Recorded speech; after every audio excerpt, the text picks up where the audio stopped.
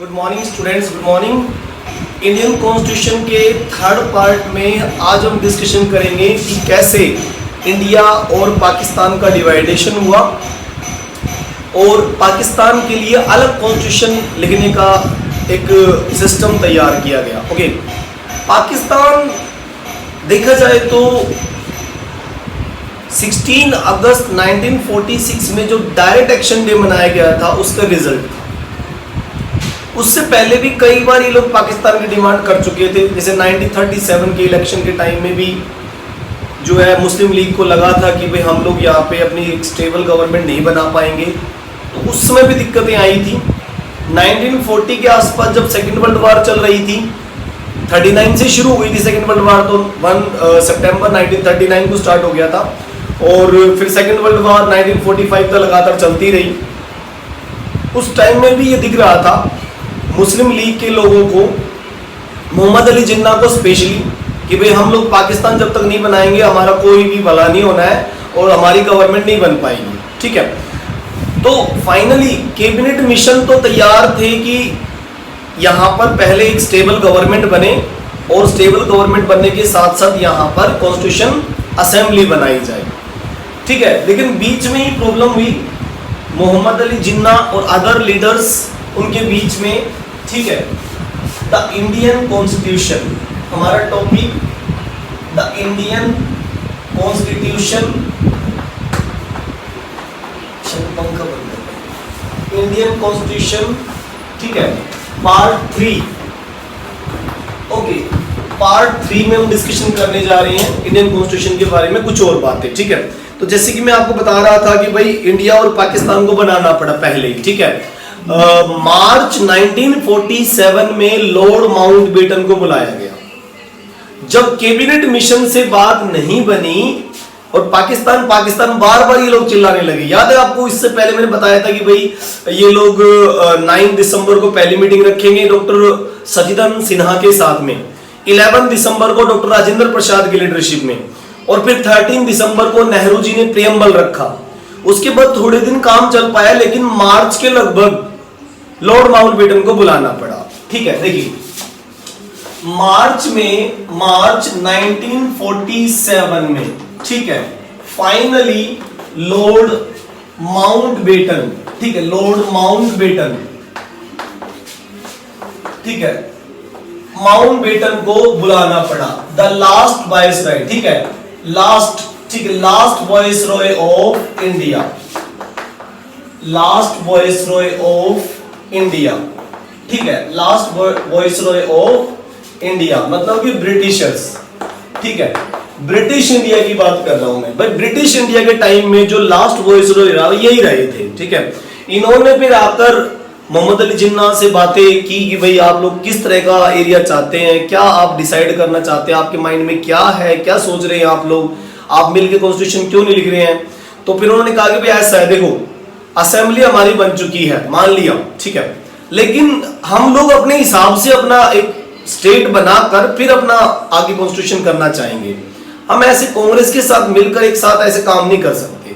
ठीक है, तो उन्होंने फिर बीच में ही अपनी बातें रखी। तो फाइनली फिर मार्च के महीने में ही इनको फिर पाकिस्तान का तैयार करना पड़ा कि भाई ठीक है चलो बाउंड्री बनाओ इनकी।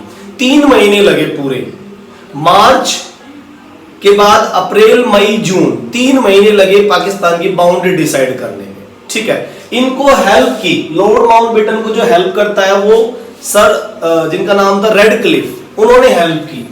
इनकी हेल्प की गई पाकिस्तान डिवाइडेशन में मार्च से लेकर और जून तक, जून 1947 तक फिर जो है लॉर्ड माउंटबेटन और, ठीक है, और इसके अलावा sir Radcliffe,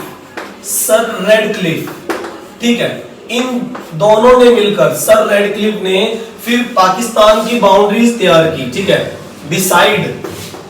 decide the boundaries of, the boundaries, ठीक है, बाउंड्रीज ऑफ पाकिस्तान, पाकिस्तान की फिर बाउंड्री इन्होंने तैयार की। ठीक है, एक्चुअल में पाकिस्तान 2 हिस्सों में बनना था, एक ईस्ट पाकिस्तान, एक वेस्ट पाकिस्तान। ठीक है, तो डिसाइड किया इन्होंने कि भाई इसकी बाउंड्रीज तैयार करो।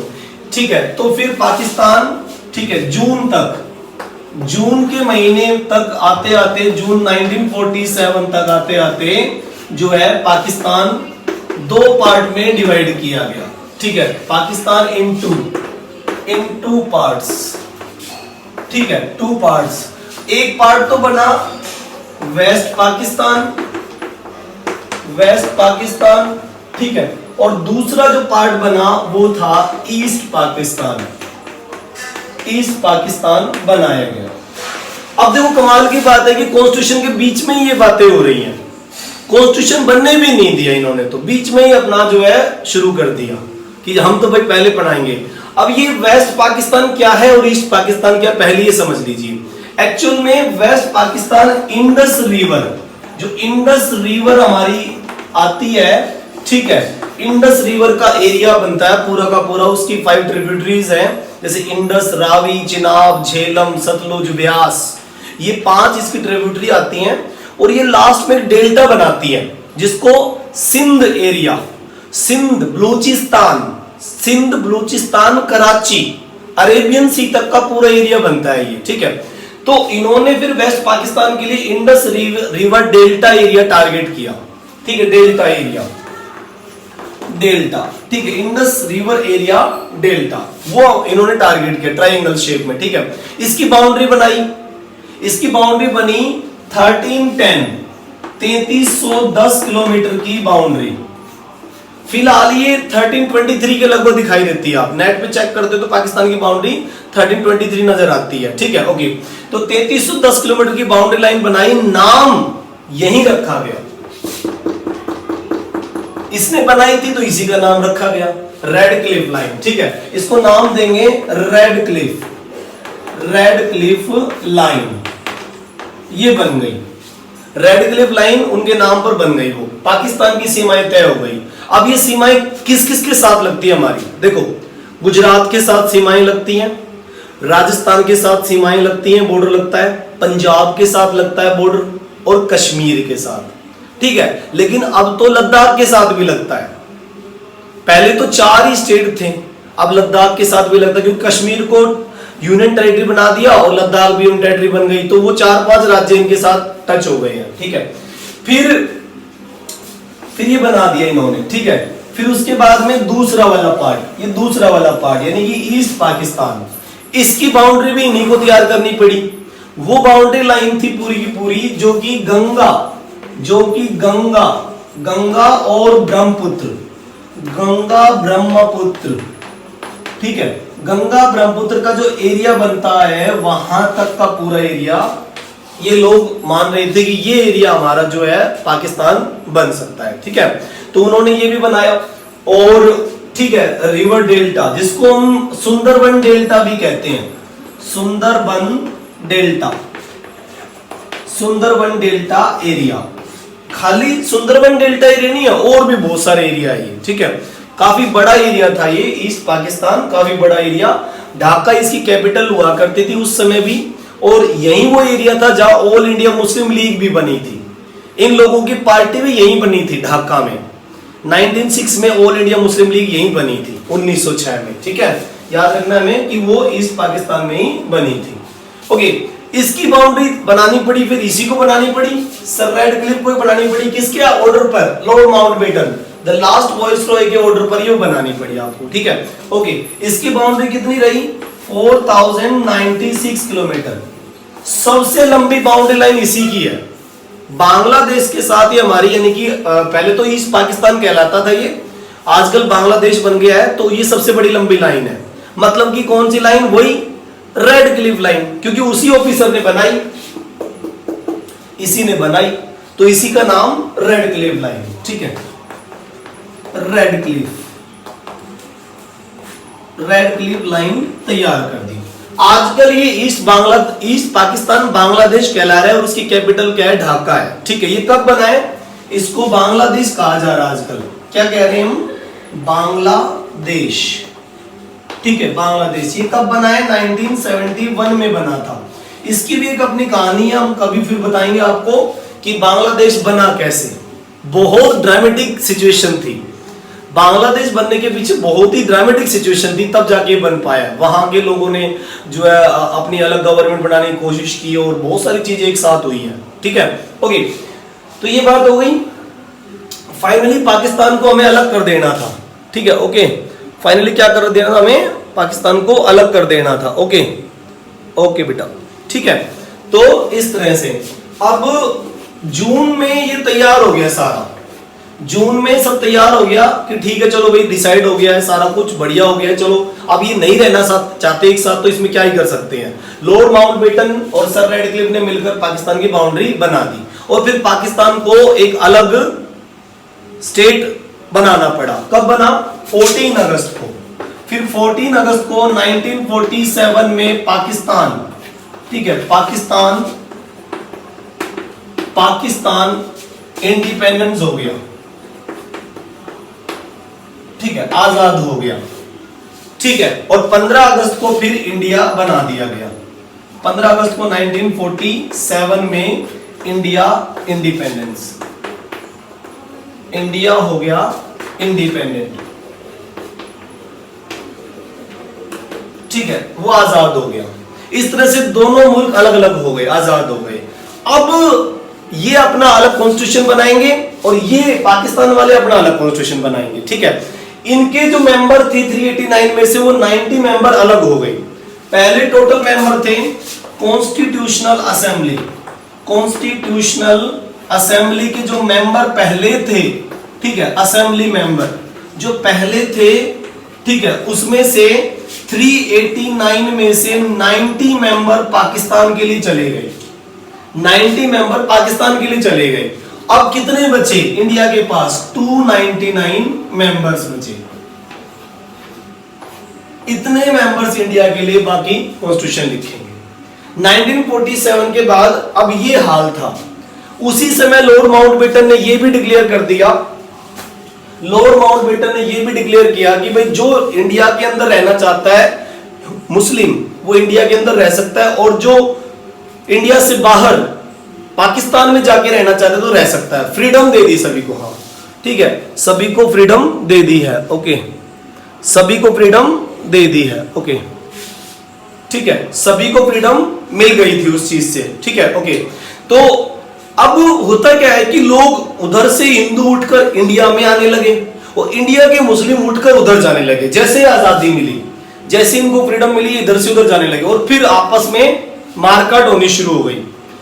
लोग एक दूसरे को मारने लगे, तलवारें उठा ली उन लोगों ने, बहुत बुरी हालात। 2 साल लगभग 1947 से लेकर 1950 तक लगभग अप्रोक्सीमेट बहुत बुरी हालात रही। इधर से उधर लोग आ रहे थे, मर रहे थे, कुछ बच पाए, कुछ नहीं बच पाए, कुछ लोगों को सिक्योरिटी मिली, कुछ लोगों को नहीं मिली। एकदम से भागदौड़ मच गई, एकदम से बहुत बुरी हालात रही। इन्हीं सिचुएशन में इंडिया के लोगों ने 299 मेंबर्स ने फिर आगे कॉन्स्टिट्यूशन को कंटिन्यू किया, आगे कंटिन्यू किया। मतलब कि ये मान के चलो कि इन लोगों ने फिर अक्टूबर के लगभग शुरू किया। 31 अक्टूबर के बाद शुरू हो पाया। 15 अगस्त के बाद एक महीना तो यूं ही चला गया, 15 दिन 20 दिन तो यूं ही चले गए। फिर उसके बाद अगला महीना भी निकल गया। ये दोबारा से कंटिन्यू करेंगे 31 अक्टूबर के बाद, 31 अक्टूबर के बाद, ठीक है। ओके, उधर 31 अक्टूबर के लगभग शुरू करेंगे। उधर आपको पता ही होगा कि आजादी के कुछ 15-14 दिन के बाद में असेंबली बन गई थी। असेंबली बन गई थी, किस चीज की असेंबली बन गई थी? Drafting committee. असेंबली के अंदर जो ड्राफ्टिंग कमेटी थी वो करीबन 14 दिन के बाद ही बन गई थी, 14 डेज के बाद। मतलब कि B.R. अम्बेडकर और उनके मेंबर्स को डिसाइड कर दिया गया था, उससे पहले नहीं था। 15 अगस्त के ठीक 14 डेज के बाद B.R. अम्बेडकर 29 अगस्त को 1947 में, ठीक है, अंबेडकर को ड्राफ्टिंग कमेटी का हेड बनाया गया ताकि वो राइटिंग वर्क कर सके, ठीक है, राइटिंग वर्क कर सके, ठीक है। ओके, अंबेडकर,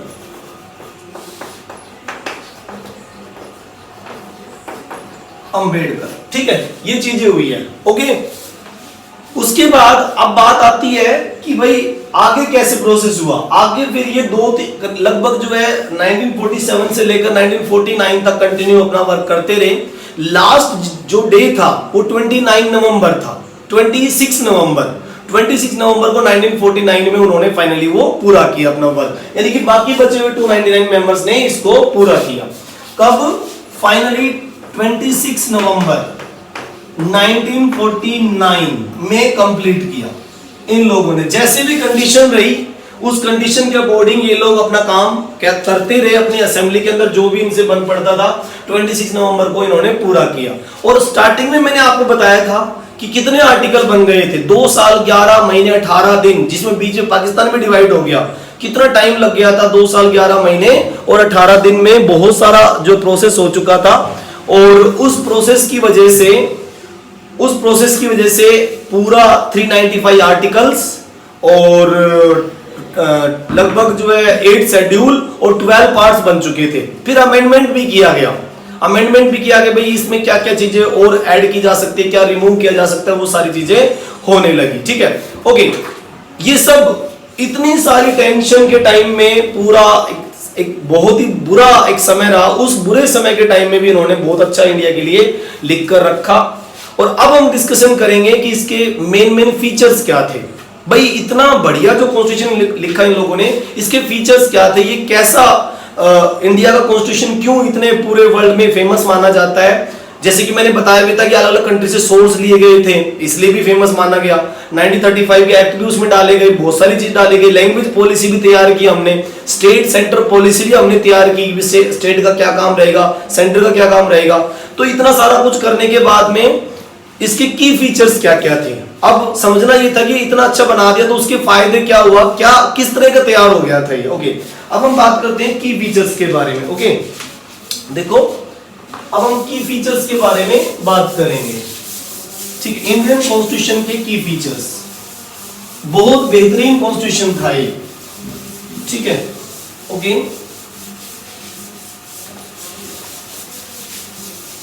ये देखिए, जस्ट मिनट बच्चों, 1 मिनट।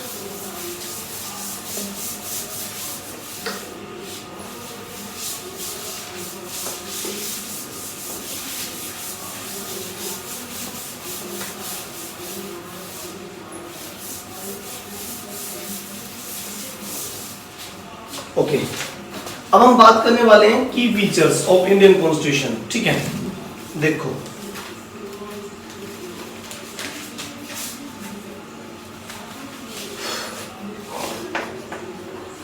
की features of Indian constitution.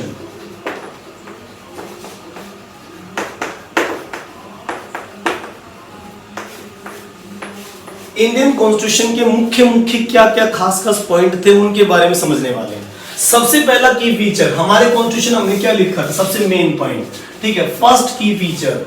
Okay, first की फीचर नंबर 1, ठीक है, जिसको कहेंगे फेडरलिज्म। ठीक है, फेडरलिज्म। हमने अपने कॉन्स्टिट्यूशन में फेडरलिज्म सिस्टम को अपनाया। ये फेडरलिज्म क्या होता है एक्चुअल में, संघवाद बोलते हैं इसको। हमने क्या किया कि यूनियन गवर्नमेंट के ऊपर पूरा प्रेशर ना बने, यूनियन गवर्नमेंट विदाउट प्रेशर काम करे और स्टेट गवर्नमेंट को भी थोड़ा सा मौका मिले, फ्रीडम मिले कि वो ठीक से काम कर सके। संघवाद अपनाया हमने, मतलब कि हमारे कॉन्स्टिट्यूशन में लिखा गया कि हम लोग मिलकर काम करेंगे, पावर को शेयरिंग करेंगे, पावर को लेवल टू लेवल शेयरिंग करेंगे। ठीक है, तो इसीलिए हमने फेडरलिज्म अपनाया और हमने 3 लेवल ऑफ गवर्नमेंट तैयार की। 3 लेवल ऑफ गवर्नमेंट हमने तैयार की। ठीक है, ये हमारे फेडरलिज्म सिस्टम का एक मेन पार्ट है। ठीक है, 3 लेवल ऑफ गवर्नमेंट, जिसमें आपको बताइए कि 3 लेवल ऑफ गवर्नमेंट में यूनियन गवर्नमेंट होती है, union government number 1। Okay, number 2 जो हमारी है स्टेट गवर्नमेंट हमने डिसाइड की। ओके, और नंबर 3 जो थी हमारी वो पंचायती राज। ठीक है, पंचायती राज को हमने जगह दी। ठीक है, तो इस तरह से 3 सिस्टम हमने अपनाए। ये हमारे इंडियन कॉन्स्टिट्यूशन का एक मेन की फीचर रहा। अगर हम ये चीजें ना अपनाते तो किसी गवर्नमेंट पे प्रेशर जरूर बनता और ये हमें कॉन्स्टिट्यूशन असेंबली में हम स्पेशली यही चीज सोच रहे थे कि भाई किसी एक पे प्रेशर ना बने, ठीक है।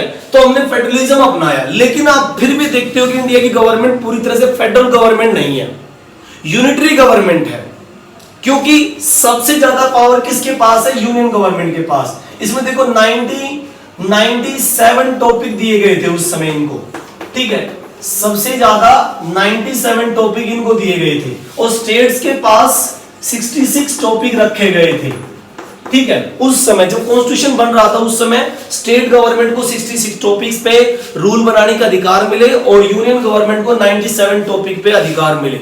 एक तीसरी लिस्ट और भी थी, कॉन्करेंट लिस्ट, उसमें 47 टॉपिक थे।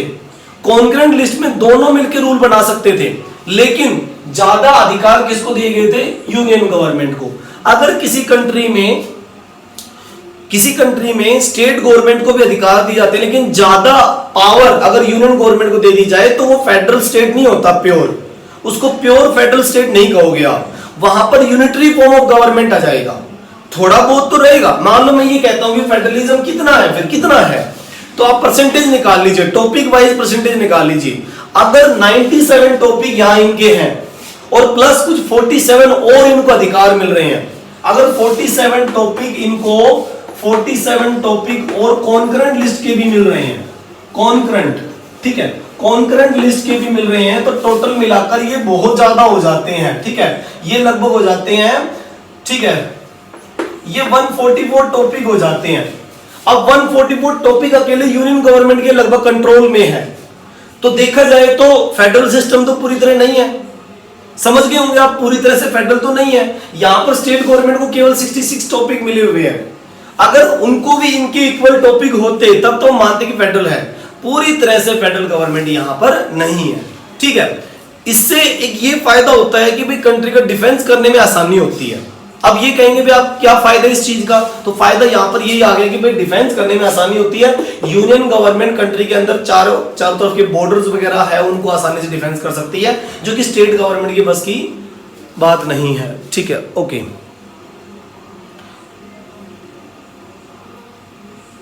ठीक है, ओके, तो इस तरह से चीजें होती है, ओके।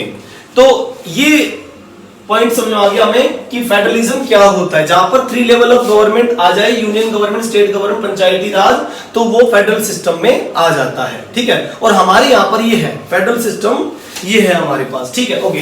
तो देखिए अब हम बात करते हैं दूसरा जो मेन चीज है इसमें, इसका की फीचर एक और, ठीक है। देखिए अब दूसरा जो की फीचर है वो इसका आएगा पार्लियामेंट्री फॉर्म ऑफ गवर्नमेंट। दूसरा, हमारे इंडिया में पार्लियामेंट्री फॉर्म ऑफ गवर्नमेंट है, ठीक है, गवर्नमेंट, ठीक है, पार्लियामेंट्री फॉर्म ऑफ गवर्नमेंट हमारे इंडिया में होती है, ठीक है, parliamentary form of government, okay. जैसे आपको याद होगा लेजिस्लेचर, इसमें लोकसभा और राज्यसभा होती है। हमारे यहाँ की जो लेजिस्लेचर है, लेजिस्लेचर,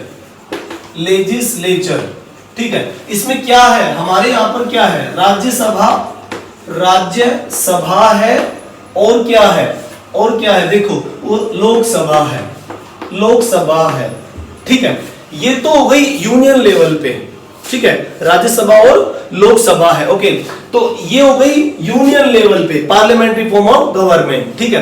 अगर हमारे इंडिया में ऐसा है तो ये बहुत अच्छा फीचर है। इससे क्या होता है कि आपस में मिलकर डिबेट की जाती है, डिस्कशन किए जाते हैं और अच्छे से अच्छे डिसीजन लेने की कोशिश की जाती है। स्टेट में भी ऐसा ही होता है, स्टेट लेजिस्लेटिव असेंबली, ठीक है, और स्टेट काउंसिल, दो चीजें होती हैं। 5-6 स्टेट में स्टेट काउंसिल, बाकी में सब में नहीं है, लेकिन सब में स्टेट लेजिस्लेटिव असेंबली तो होती है।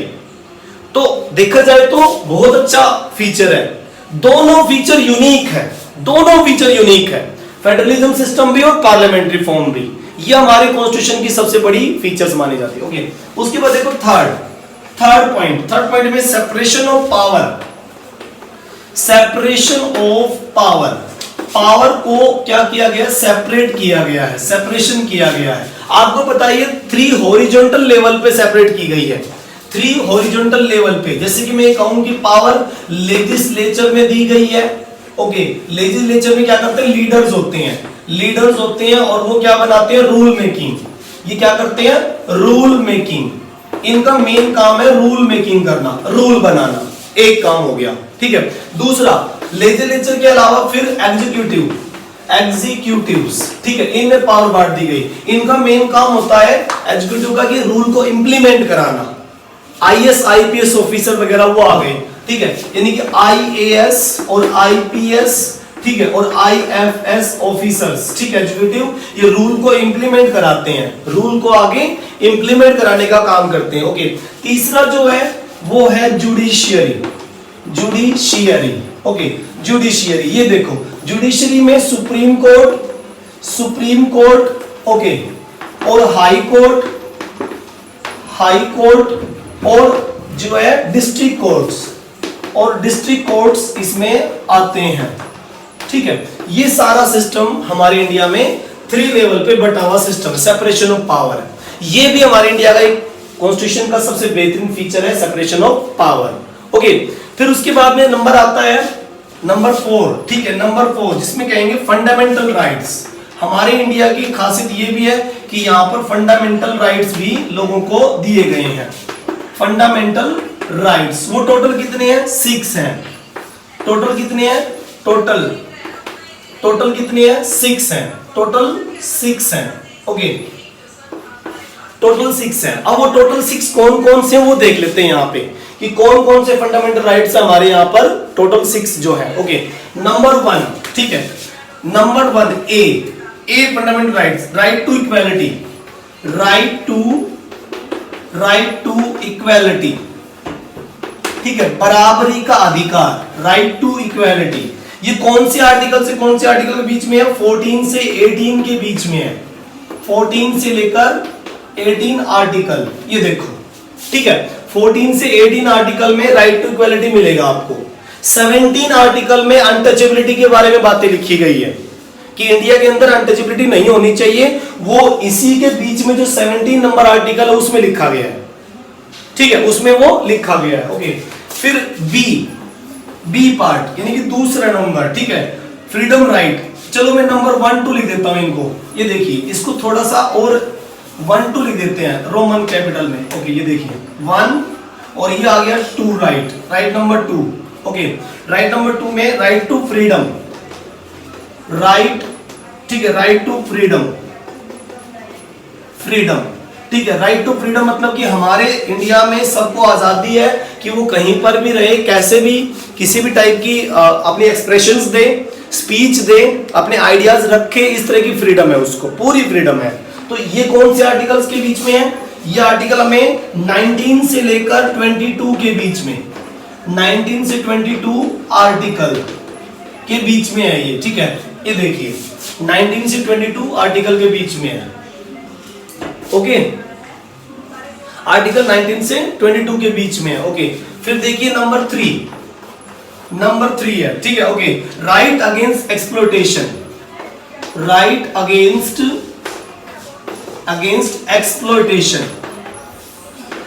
एक्सप्लोइटेशन, ये क्या है? शोषण के विरुद्ध अधिकार।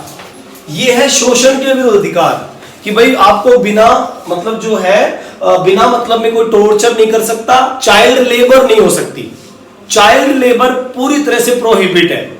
14 एज से नीचे, अंडर एज, अगर कोई चाइल्ड लेबर आप बच्चों से कराता है या किसी तरह और टॉर्चर करता है तो ये मान लो वो राइट टू अगेंस्ट एक्सप्लॉइटेशन के अकॉर्डिंग आ रहा है। वुमेन्स ह्यूमन ट्रैफिकिंग, आपने कभी सुना होगा ह्यूमन ट्रैफिकिंग, इंसानों को बेचते हैं, स्लेव ट्रेड चलता है, वो नहीं हो सकता। अगर कोई करता है तो 100% सजा होगी और नॉन वेलेबल है, बेल भी नहीं होगी। ह्यूमन ट्रैफिकिंग पूरी तरह से प्रोहिबिट है इसमें, ठीक है। ये कौन से आर्टिकल में? 23 24, ये आर्टिकल 23 और 24 आर्टिकल, ठीक है, उसमें लिखा गया है। ओके, 23 24। ओके, अब नंबर 4 आर्टिकल, ठीक है, नंबर 4, इसमें right to freedom of religion, right to freedom of religion.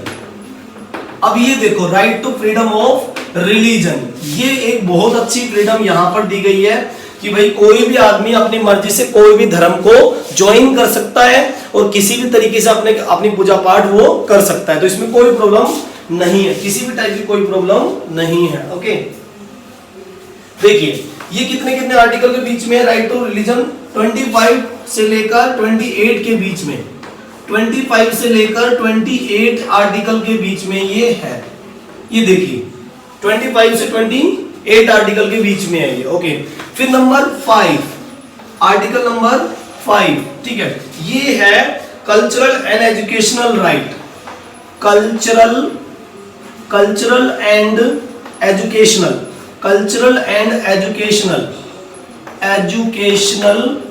Right, ये देखिए कल्चरल एंड एजुकेशनल राइट, ये देखिए मतलब कि शिक्षा का और संस्कृति का अधिकार।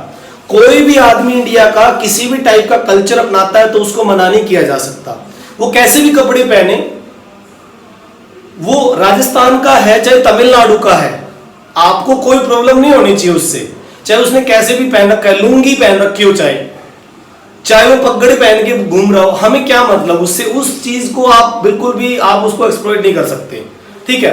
तो ये बहुत इंपॉर्टेंट पॉइंट है, एक कल्चरल एजुकेशनल राइट है। पेरेंट्स की पहली ड्यूटी बनती है कि बच्चा जब तक 10th क्लास या बड़ा ना हो जाए जब तक वो, तब तक उसको एजुकेशन देना पेरेंट की ड्यूटी बनती है, और जब पेरेंट की अपनी ड्यूटी ना करे तब स्टेट गवर्नमेंट की ड्यूटी बनती है, क्योंकि उस समय state government as a parent है उस बच्चे का, state government as a parent है। तो गवर्नमेंट स्कूल जितने भी हैं वो उनको फ्री एजुकेशन भी देंगे, बुक्स भी प्रोवाइड करेंगे और खाना भी देंगे, मिड डे मील, स्टेट की ड्यूटी बनती है। भाई कोई भी मान लो पेरेंट मर गए, पेरेंट नहीं है मान लीजिए, मर गए हैं, कुछ भी हो गया, प्रॉब्लम हो गई है, तो उसका मालिक कौन है, फिर उसको कौन केयर करेगा, स्टेट गवर्नमेंट, वो उसको हैंडल करेगी, चाहे वो अनाथ आश्रम बनाए चाहे वो स्कूल, कुछ भी, तो उसको राइट है, एजुकेशनल है, कल्चरल राइट है। ओके, तो देखिए इस जगह पर कितने आर्टिकल से कितने, 29 और 30, ये आर्टिकल 29 और 30 इन आर्टिकल में लिखा गया है, 29 और 30 आर्टिकल में ये लिखा गया है। ओके, उसके बाद में जो 6 नंबर राइट बच गया, वो देखो जो 6 नंबर राइट बच गया वो कौन सा है, ठीक है, राइट नंबर 6। ओके, ये देखो 6 नंबर जो राइट बच गया वो कौन सा राइट है, ठीक है, वो जो बच गया वो है राइट टू कॉन्स्टिट्यूशनल रेमेडीज, ठीक है, राइट टू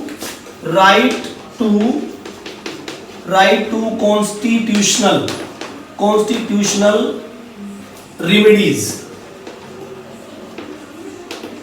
मतलब कि जब आपको लगे कि कॉन्स्टिट्यूशन में कुछ बातें गलत ऐड हो गई हैं, कुछ प्रॉब्लम्स हैं, तो उस जगह पर आप उसको अमेंडमेंट कर सकते हैं।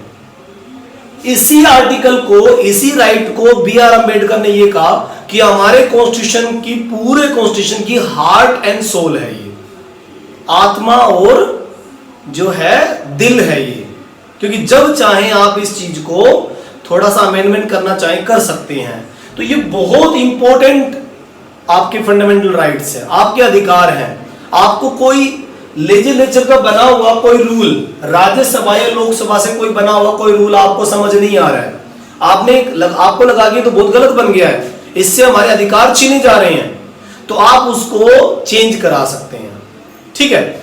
अब ध्यान रखें इन सब में से जब इमरजेंसी होती है, ये कौन से आर्टिकल में है, 31, 32, ये आर्टिकल कौन सा है, आर्टिकल 31 और 32, ठीक है, ये आर्टिकल 31, 32 में है, ठीक है, क्योंकि ये पूरे के पूरे 14 से लेकर 32 आर्टिकल चलते हैं।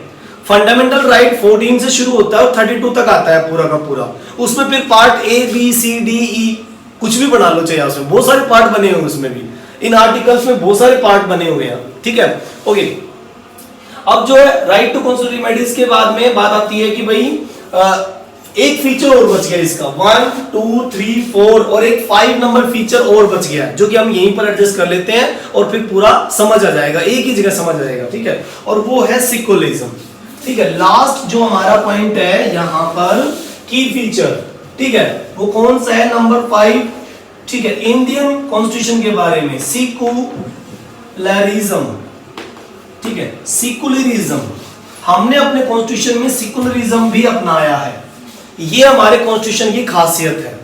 ये तो सारे फंडामेंटल राइट्स हो गए, और ये हमारा की feature number 1 federalism, number 2 parliamentary form, number 3 separation of power, number 4 fundamental rights और नंबर 5 सिकुलरिज्म। ठीक है ना। तो इस तरह से 5 हमारे पास क्या हो गए, की फीचर हो गए। सिकुलरिज्म का मतलब समझ लीजिए, इसका मतलब होता है धर्मनिरपेक्षता। धर्मनिरपेक्षता हमारे कॉन्स्टिट्यूशन में स्पेशली एक बात लिखी गई है, चाहे यूनियन गवर्नमेंट हो चाहे स्टेट गवर्नमेंट हो, कोई से भी टाइप की गवर्नमेंट हो, वो कभी भी जिनकी पोजीशन स्ट्रॉन्ग है, मेजोरिटी में है, उनको प्रमोट नहीं करेंगे, कभी प्रमोट नहीं करेंगे। और जिनकी पोजीशन वीक है, माइनॉरिटी में है, उनको डिस्क्रिमिनेट नहीं किया जाएगा। अगर कोई डिस्क्रिमिनेट करता हुआ मिलता है तो उसको आप पनिशमेंट देंगे, ये आपकी ड्यूटी बनती है। That is secularism. मतलब कि कोई भी स्टेट ना तो प्रमोट करता है और ना डिमोलाइज करता है। ठीक है। अगर वो प्रमोट करेगा तो सभी को ही प्रमोट करेगा, ऐसा ना है कि किसी एक को प्रमोट करे। डिमोलाइज तो किसी को करेगा ही नहीं, ये तो बिल्कुल मना किया कि डिमोलाइज नहीं कर सकता, वो डिस्क्रिमिनेट नहीं कर सकता किसी एक आदमी को। सबकी प्रॉब्लम सुनेगा, सबकी प्रॉब्लम का सॉल्यूशन करेगा, बहुत अच्छे ढंग से बात सुनी जाएगी, बहुत अच्छे ढंग से बात को फिर रखा जाएगा। ठीक है। ये सारी चीजें घोट घाट के पूरा ऐसे काढ़ा बना के और हमारे कॉन्स्टिट्यूशन में डाल दी गई है। और इसीलिए ये वर्ल्ड का बेस्ट और सबसे बेहतरीन और सबसे बड़ा कॉन्स्टिट्यूशन है। और बनने में भी बहुत टाइम लगा, क्योंकि इतनी सारी बातें ध्यान रखनी थी, इतने फंडामेंटल राइट्स को ध्यान रखना था, इतने की फीचर्स को ध्यान रखना था, हर एक चीज को समझ समझ के करना था। बड़ा मुश्किल काम था, बड़ा मुश्किल काम था, लेकिन जैसे तैसे इन लोगों ने पूरा किया और 26 नवंबर को कंप्लीट किया। लेकिन 2 महीने वेट भी किया हमने। 2 महीने वेट करने के बाद 26 जनवरी को अगले साल 1950 में इसे पूरी तरह से इंप्लीमेंट किया गया था। एक चीज और बीच में आपको बता दूं मैं, जब कभी आपके कंट्री में इमरजेंसी होती है, मान लीजिए फाइट हो गई है, वार with Pakistan, war with China, anyone, कोई भी मान लीजिए, तब आपके सिर्फ एक ही फंडामेंटल राइट्स बचता है और सारे आपके कुछ दिनों के लिए, जब तक वार चलती है, सस्पेंड कर दिए जाते हैं। सस्पेंड कर दिए जाते हैं। एक ही बचता है, right to life. Right to life, article 21। अब दिमाग लगाओ, आर्टिकल 21 कौन से बीच में आ रहा है? ये देखो, इसमें आ रहा है आर्टिकल 21 फ्रीडम में। हाँ, वो आर्टिकल राइट टू फ्रीडम जो है, उसमें आर्टिकल 21 बीच में आता है। यहाँ राइट टू लाइफ इसके बीच में आता है, वो 19 से 22 के ना 21 के बीच में आता है, राइट टू लाइफ। बस वो एक पॉइंट बचता है, उसको तो आपको दिया हुआ होता है, बाकी सब छीन लेते हैं। कैसे? सस्पेंड कर लेते हैं। जैसे कि आप बराबर हो, कोई समस्या नहीं है, बराबर ही रहोगे, लेकिन अभी बराबरी की बातें बाद में करेंगे, जब तक वार चलती रहेगी। ओके, आपको फ्रीडम है, कहीं भी आइए जाइए, सब ठीक है, लेकिन आप जब वार चल रही हो तो आपको थोड़े दिन के लिए अपने कंट्रोल में, अपने घरों में रहना पड़ेगा। फ्रीडम आपकी छीन नहीं रहे हैं, लेकिन सस्पेंड कर रहे हैं कुछ दिनों के लिए। ठीक है। राइट अगेंस्ट एक्सप्लॉयटेशन, ये राइट एज इट इज रहेगा, लेकिन कुछ दिनों के लिए सस्पेंड। मतलब कि एक ही राइट बचेगा बस, 21 आर्टिकल, वो राइट टू लाइफ। ठीक है। तो इस तरह से फाइनली इसको जो है 26 कब अडॉप्ट कर लिया गया? 26 जनवरी 1950 में पूरी तरह से अडॉप्ट कर लिया गया। ओके, अडॉप्टेड टोटली, अडॉप्टेड, ठीक है, अडॉप्टेड कंप्लीटली, ठीक है, कंप्लीटली अडॉप्टेड कर लिया गया। और उसी दिन हमने रिपब्लिक डे भी मनाया। ये हमारा क्या था? Republic day, Republic day of India. ये देखिए, रिपब्लिक डे ऑफ इंडिया हमने वो मनाया। ठीक है। रिपब्लिक का मतलब थोड़ा सा 2 पॉइंट में और समझा देता हूं, सिर्फ 2 पॉइंट में रिपब्लिक समझा देता हूं। रिपब्लिक का मतलब होता है गणतंत्र, मतलब कि ऐसा सिस्टम जो जनता डिसाइड करेगी। सीधी सी बात है, ऐसा सिस्टम एमएलए बनाएगी, एमपी बनाएगी, ग्राम सभा बनाएगी, पंचायत बनाएगी, जो भी बनाएगी जनता बनाएगी। कोई बाहर का आदमी नहीं होगा, कोई अदर पावर नहीं होगी, जो भी डिसाइड करेगी पब्लिक डिसाइड करेगी। ये मतलब रिपब्लिक का होता है। और फाइनली हमने फिर बना दिया। ठीक है। तो ये आपका लेसन था पूरा। आई थिंक ये कंप्लीट हो गया है। बहुत बढ़िया ढंग से हमने इसको समझा है कि कैसे हुआ कैसे नहीं हुआ, एक एक चीजें इसकी मेकिंग भी पढ़े, इसके जो फीचर्स भी हमने पढ़े हैं, और सारी चीजें लगभग हमारी कंप्लीट है। ठीक है, और भी चीजें अगर कोई मिलती है तो जरूर उसको पढ़िए इधर उधर से, और इसके बारे में कुछ चीजें और भी आप ऐड कर सकते हैं। ठीक है, ओके, आज के लिए इतना ही। Thank you, have a nice day.